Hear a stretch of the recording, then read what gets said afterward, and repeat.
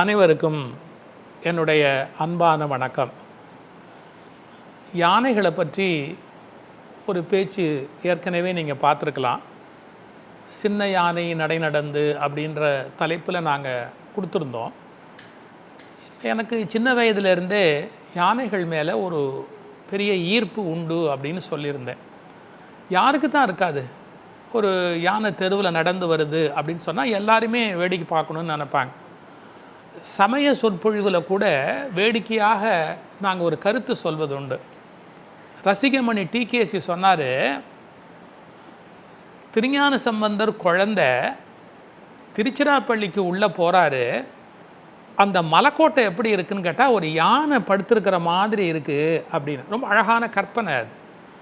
நீங்கள் பழைய சங்க இலக்கியங்கள்லேயே என்ன சொல்லுவான், இந்த மலை இருக்குது பார்த்தீங்களா, பெரிய மலை கூட்டத்தை வர்ணிக்கிற போது யானை கூட்டம் கூட்டமாக படுத்திருப்பதை போன்ற தோற்றத்தை தருகிற மலைகள் அப்படின்பா. ஆனால் யானையும் ஒரு கருநீலம், மலையும் ஒரு கருநீலம். வரிசையாக அந்த மலைத்தொடரை பார்க்கும்போது யானை கூட்டம் கூட்டமாக படுத்திருக்கிற மாதிரி அப்படின்னு நம்முடைய சங்க இலக்கியங்கள்லேயே ஒரு ஓமை சொல்கிறது உண்டு. அதனால் மலைக்கோட்டையை பார்த்திங்கன்னா யானை படுத்திருக்கிற மாதிரி இருக்கும். அந்த மேலே இருக்கிற கோயில் பார்த்தா யானை முதுகு மேலே ஒரு அம்பாரி வச்ச மாதிரி இருக்கும். அந்த நல்லா அதை கற்பனை பண்ணி பார்த்தா. ரசிகமணி டிகேசி ஒரு அழகான கற்பனை சொன்னார். ஞானசம்பந்த பெருமான் ஆனால் திருச்சிராப்பள்ளிக்கு நுழைஞ்சவர் சிவபெருமானை தான் பாட வந்தார், ஆனால் ஆனா ஆனன்னு பாடினார். குழந்தை யானையை பார்த்த உடனே ஆனா ஆனன்னு பாடும் இல்லையா அப்படின்னு தேவாரத்தில் நன்றுடையானை தீயதில்லானை நரைவெள்ளேறு ஒன்றுடையானை அப்படியே சிராப்பள்ளி குன்றுடையானை அப்படின்னு அந்த பாட்டு வரும். அது எல்லாம் யானை யானைன்னு வரும். உண்மையில் அது யானையை குறிக்கிறது அல்ல, உடையவன் சிவபெருமானை குறிக்கிறது தான். ஆனால் அந்த பாட்டோட ஒலி பார்த்தா நன்றுடையானை தீயதில்லானை நரைவெள்ளேறு ஒன்றுடையானை சிராப்பள்ளி குன்றுடையானை அப்படின்னு யானை ஆனேன்னு வரும். அந்த யானைங்கிறது குழந்தைகளுடைய மனதில் மகிழ்ச்சி தரக்கூடிய ஒரு மிக அற்புதமான ஒரு விலங்கு. நான் எதனால் மறுபடியும் அதை பற்றி பேசணும்னு முடிவெடுத்தேன் அப்படின்னா, அந்த யானைக்கு ஒரு பெரிய துன்பம் ஏற்படுத்திட்டாங்க. நான் அந்த முதல் பதிவு பண்ணும்போது அந்த சம்பவம் நடக்கலை. அதுக்கு பிறகு அந்த சம்பவத்தை படித்தேன். அன்னாசி பழத்தில் வெடி வச்சு கொடுத்துட்டாங்க அப்படின்னாங்க. இல்லை அதை கொல்றதுக்கு ஏற்பாடு இல்லை, காட்டு பன்றியை கொல்றதுக்கு ஏற்பாடு பண்ணாங்க. அது யானைக்கு இப்படி நிறைய போகுது. ஒரு வழக்குன்னு சொன்னால் அது சுற்றி சுற்றி போகும். எல்லாத்துலேயும் உண்மை வந்து உண்மையான உண்மை என்னங்கிறத கண்டுபிடிச்சி யார் உண்மையிலேயே தண்டிக்கப்பட வேண்டியவங்களோ அவங்க தண்டிக்கப்பட்டு, இதெல்லாம் இந்த கலியுகத்தில் எப்படி நடக்குங்கிறது கடவுளுக்கு தான் வெளிச்சம். போட்டோம். பாருங்களேன், இந்த மேற்கு தொடர்ச்சி மலை உலகினுடைய மிக பழமையான மலைகளில் ஒன்று. அங்கே யானைகள் கூட்டம் கூட்டமாக வாழும். இந்த மலைத்தொடரில் அது எப்படி வாழும்னு கேட்டிங்கன்னா, ஒரு பகுதியிலேருந்து இன்னொரு பகுதிக்கு இடம் பெயர்ந்து போகும். அதுக்கு நல்ல உணவு வேணும். பசுமையான மரங்கள், செடி கொடிகள், மூங்கில்கள். ஆழ்வார் கூட திருப்பதியில் மூங்கில ஒட்டச்சு தேன் கூடு இருக்கு இல்லையா, தேன் கூட்டுக்கு உள்ளே அது அப்படி இந்த ஸ்ட்ராவில் உள்ளுக்குள்ளே வரும் பாருங்கள், அது மாதிரி மூங்கில உடைச்சி தேன் கூட்டில் பொதுத்து அதை பெண் யானைக்கு ஆண் யானை ஊட்டும் அப்படின்னு திருமலையை பற்றி ஆழ்வார் பாடுறார். இந்த மலையில் யானைகள் கூட்டம் கூட்டமாக வாழும். அதுக்கு மூங்கில், மரம், செடி கொடி, மரத்தோட தண்டு இதெல்லாம் ரொம்ப தேவை. சாப்பிட்டுக்கிட்டே இருக்கிற விலங்கு. ஒரு நாளைக்கு அதிகபட்சமாக சாப்பிட்ற விலங்கு எது அப்படின்னு கேட்டால், சாப்பிட்றதுக்காகவே உயிர் வாழ்கிற விலங்கு எது அப்படின்னு கேட்டால் யானை. அது ஒரு கணக்கு சொல்கிறாங்க, கிட்டத்தட்ட 300 கிலோவாவது குறைஞ்சபட்சம் சாப்பிட்ணும் அப்படின்னு அதை பற்றி சொல்கிறாங்க. 80% ஆஃப் த டைம், தன்னுடைய வாழ்நாளில் 80% நேரம் அது உணவுக்காகவே இயங்குவது. அதனால் அது என்ன பண்ணுன்னு கேட்டிங்கன்னா, மலைத்தொடரில் ஒரு பகுதியிலேருந்து இன்னொரு பகுதி நல்ல இலை தழை என்ன கிடைக்குதோ அதை சாப்பிட்டுக்கிட்டே பயணம் பண்ணி போகும். இப்போ யானை பாதைன்னு ஒன்று இருக்குது. யானைகள் பயணம் பண்ணி போகிற ஒரு பாதை. நீங்கள் கடலை பற்றி இயற்கையை கவனிச்சவங்களுக்கு தெரியும். மீன்கள் முட்டையிட்டு குஞ்சு பொரிக்கிறதுக்கு கடலில் எதிர்த்துக்கிட்டு ஒரு பகுதியில் உள்ளே போகும், பயணம் பண்ணும். ஆற்றை எதிர்த்துக்கிட்டு போகும். சால்மன் மீனை பற்றி ஒரு குறிப்பு இருக்குது, அது ஆற்றையே எதிர்த்துக்கிட்டு போகும் அப்படின்னு. அது மாதிரி இந்த யானைகள் தங்களுடைய வாழ்வாதாரத்துக்காக மலையில் ஒரு பகுதியிலேருந்து இன்னொரு பகுதிக்கு நெடுந்தொலைவு போயிட்டு திரும்பி அங்கேருந்து புறப்பட்டு இந்த இடத்துக்கு திரும்பி இங்கேருந்து அங்கே போய் ஒரு நாளைக்கு கிட்டத்தட்ட 150 கிலோமீட்டர் கூட சளைக்காமல் நடக்கிற விலங்கு யானை அப்படிங்கிறான். இப்போ நான் எங்கே வரேன்னு கவனிங்க. நாம் எதன் பெயராலாவது அதுக்கு ஹிம்சை பண்ணுறோமா இல்லையா? என்ன ஹிம்சை பண்ணுறோம்? இப்போ நான் கூட யானை பொம்மை ஒன்று மரத்தில் வச்சு அதை பார்த்து சந்தோஷப்பட்டுக்கிறேன். எனக்கு ஒரு யானையவே எங்கள் வீட்டில் கொண்டாந்து கட்டணும் அப்படின்னு ஒரு ஆசைப்பட்டு கட்டினா இன்றைக்கி அது ரொம்ப சுலபம், ஒன்றும் பெரிய கஷ்டம் இல்லை. ப்ரைவேட்லேயே யானை இருக்குது, ஃபாரஸ்ட் டிபார்ட்மெண்ட்டில் யானை இருக்குது, கோயிலில் யானை இருக்குது. நீங்கள் 2 தார் வாழைப்பழம், தென்னம்பட்டை இதெல்லாம் வெட்டி போடுறீங்க அப்படின்னா கோயில் யானையை கொண்டாந்து நம்ம வீட்டு வாசலில் கொஞ்சம் நேரம் கட்டிட்டு போவாங்க. என்னுடைய மனசாட்சியிலேருந்து நான் ஒரு கேள்வி கேட்க விரும்புகிறேன். நம்ம சந்தோஷத்துக்காக யானையை கொண்டாந்து வச்சு இப்படி இம்சை பண்ணுறமே, சர்க்கஸில் தனியார் யானை வளர்க்குறேன்னு படுத்துகிற பாடு, அப்புறம் அந்த யானையை விதை காட்டுறேன்னு சொல்லி கஷ்டப்படுத்துறது, நம்ம யானை மேலே இருக்கிற பிரியத்துக்காக பண்ணுறோம் சார். யானை மங்களகரமான பொருள் எங்களுக்கு வேணும், நம்ம 100 காரணம் சொல்கிறோம். என்னுடைய குழந்தைங்க ஒரு முறை நாய் வளர்க்கணும்ப்பா அப்படின்னாங்க. அப்பா நாய் வளர்க்கணும் அப்படின்னு நான் ஒரு கேள்வி கேட்டேன். இந்த கேள்வி உலகத்தில் இருக்கிற எல்லாருக்குமே பொருந்தும். நீ நாய் வளர்க்கணும்னு நினைக்கிறது உன்னோட சந்தோஷத்துக்காவா நாயோட சந்தோஷத்துக்காவா? தயவு செய்து மனசாட்சி உள்ள எல்லாருமே இந்த கேள்வியை கேட்டுப்பாரு. நாம் ஏதாவது ஒரு விலங்கு அல்லது ஒரு பறவை, ஒரு பட்சியை வளர்க்குறோம் அப்படின்னு முடிவு பண்ணால் நம்ம சந்தோஷத்துக்காக அதை வளர்க்குறோமா, அதோட சந்தோஷத்துக்காக நாம் வளர்க்குறோமா? நாயாவது நம்மளோட கொஞ்சம் அட்டாச்சாக ஆகிடும். அட்டாச்சாக ஆகாமல் இருந்தால் அது வாழ்க்கை முறை வேறு. யானையும் நம்மகிட்ட அட்டாச்சாக ஆகிடும், பாகனோட விளையாடும், கொஞ்சம் அவனை ஒரு குத்தும் எல்லாம் பண்ணும், பிரியமாக இருக்கும். ஆனால் 2 இயல்பு, இயற்கையான இயல்பு இருக்குது பாருங்கள் யானைக்கு. அதை நாம் கொன்னுட்டு தான் தனியாக நம்ம கூட வளர்க்கணும். என்ன காலில் சங்கிலி போட்டு கட்டி வச்சிடுறோம் ஒரு இடத்துல. நாம் கட்டலாமா?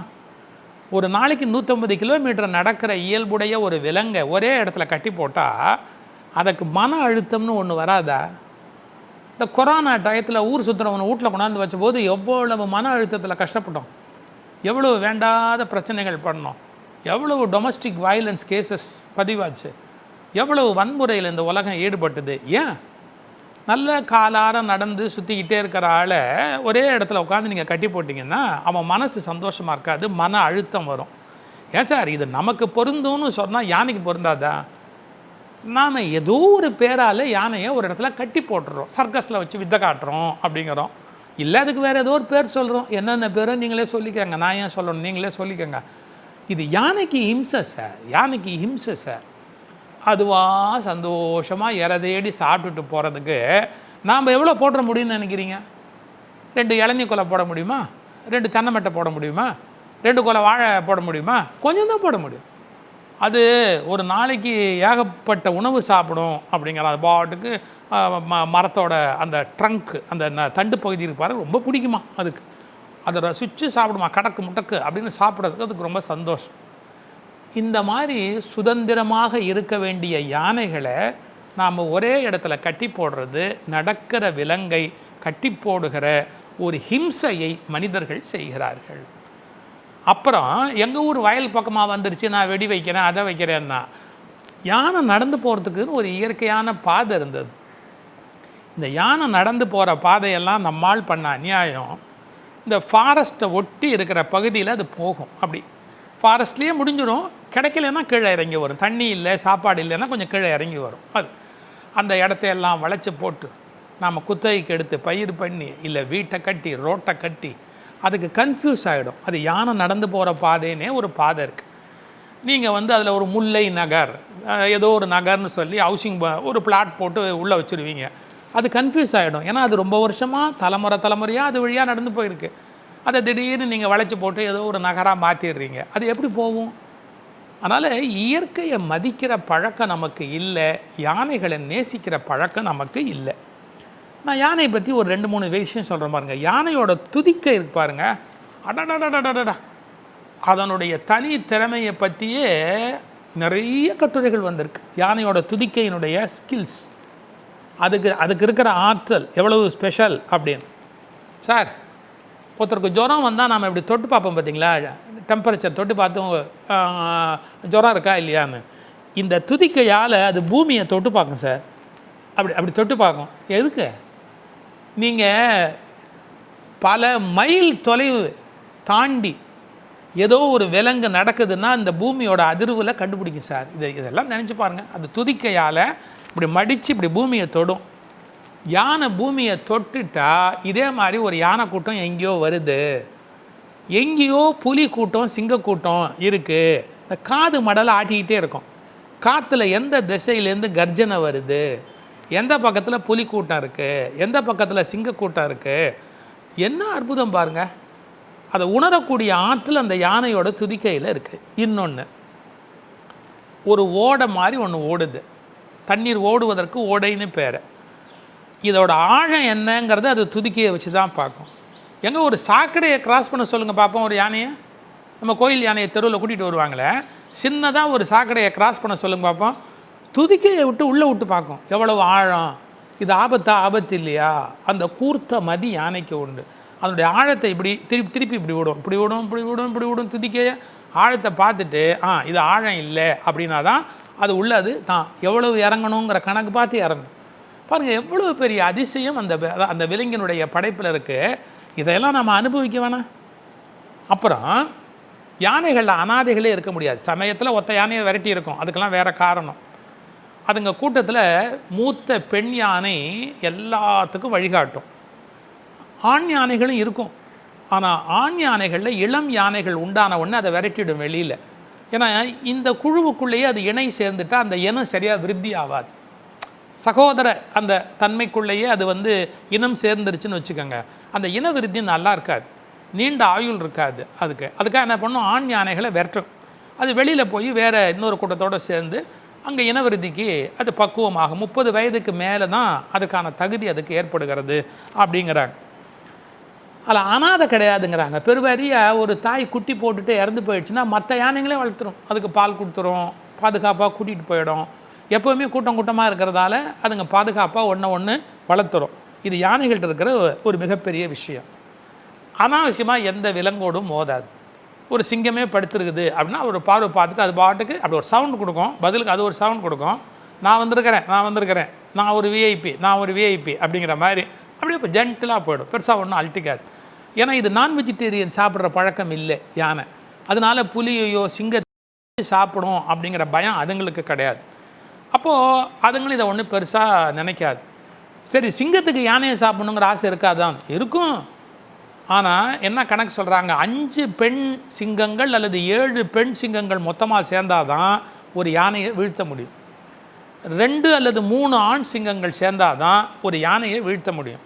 அதனால் இந்த முயற்சியை அதுங்க பண்ணாதுங்களாம். என்னதுக்கு போய் எப்போது நடக்குமே ஒழிய அது அதிகமாக நடக்காது.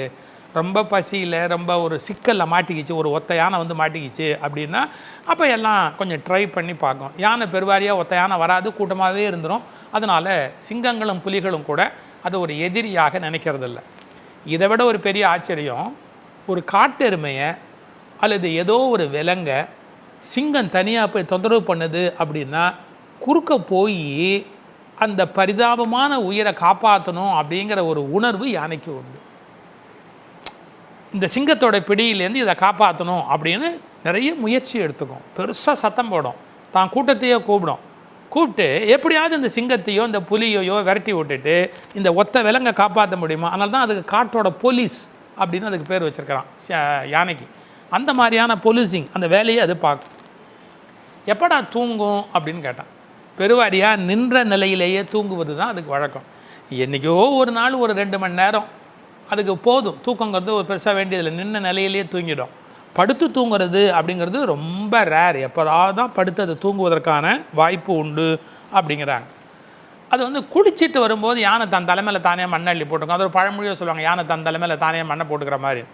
கொசு கடிக்காமல் இருக்கிறதுக்காக அது மாதிரி அந்த காரியம் பண்ணணும். இதனுடைய ஸ்மெல் இன்னொன்றுக்கு தெரிஞ்சிட்டா தொந்தரவு வரும். மேலேருந்து இருக்கிற பூச்சிகள் பறந்து தொந்தரவு பண்ணும். அதை மறைக்கிறதுக்காகவும் உடம்பில் இருக்கிற அந்த அரிப்பை போக்கிக்கிறதுக்காகவும் அது மண் அள்ளி தான் தலைமையில் போட்டுக்கும் அப்படின்னு ஒரு கணக்கு சொல்கிறாங்க. இந்த யானைகளில் தந்தம் ஆண் யானைக்கு தான் உண்டு, பெண் யானைக்கு அப்படிலாம் கிடையாது. ஆண் யானையிலேயே தந்தம் இல்லாத யானைகள் உண்டு. ஆப்பிரிக்காவில் பெண் யானைகளுக்கே தந்தம் உண்டு. தந்தமும் பல்லு தான், வேறு ஒன்றும் இல்லை அதுக்கு. ஆனால் ஒரு தந்தத்தோட விலை என்ன சொல்கிறாங்க, பவுண்டு மட்டுமே, அதனுடைய ஒரு பவுண்டு மட்டுமே இந்த உலகத்தில் அவ்வளவு விலை மதிப்பு கூடியது. அதனால தான் அந்த யானையை கொல்றாங்க. அதனால் இப்போ என்ன பண்ணுறாங்க, காடுகளில் ஃபாரஸ்ட் ஆஃபீஸர்ஸு தந்தத்துக்காக கொல்றாங்கன்னு யானைகளுடைய தந்தத்தை அப்புறப்படுத்தி அந்த யானைகளை மற்றவங்க கொல்லாதபடி பாதுகாக்கிற முயற்சியில் இறங்கியிருக்காங்க அப்படிங்கிறாங்க. அந்த தந்தத்தை வச்சு தான் அது சில விஷயத்தை கிளறும், குத்தும், சண்டை போடும், தூக்கி போடும். அதுக்கெல்லாம் அதுக்கு அந்த தந்தம் ரொம்ப அவசியம். ஆனால் அந்த விலை மதிப்பற்ற தந்தம் எதுக்கு? நம்ம பாட்டில் கூட படிச்சிருக்கோம், கோட்டுக்கால் கட்டிலின் மேல். யானை தந்தத்தில் பணக்காரங்கள்லாம் கட்டில் பண்ணி போட்டு படுத்துக்குவாங்க. அப்புறம் சிம்மாசனத்தில் பயன்படுத்துவாங்க. அதெல்லாம் மனுஷன் பண்ணுற அநியாயம். தனக்கு வேணுங்கிற வசதிக்காக யானையோட தந்தத்தை கொன்று இறந்து போனதுக்கப்புறம் எடுத்துக்கலாம், அது பரவாயில்ல, தப்பு கிடையாது. இறந்து போன யானையிலேருந்து தந்தத்தை எடுத்தால் ஒரு பெரிய தவறு இல்லை. யானைக்காகவே தந்தத்துக்காகவே கொல்றதுன்னு சொன்னால் அது எவ்வளோ பெரிய அநியாயம்.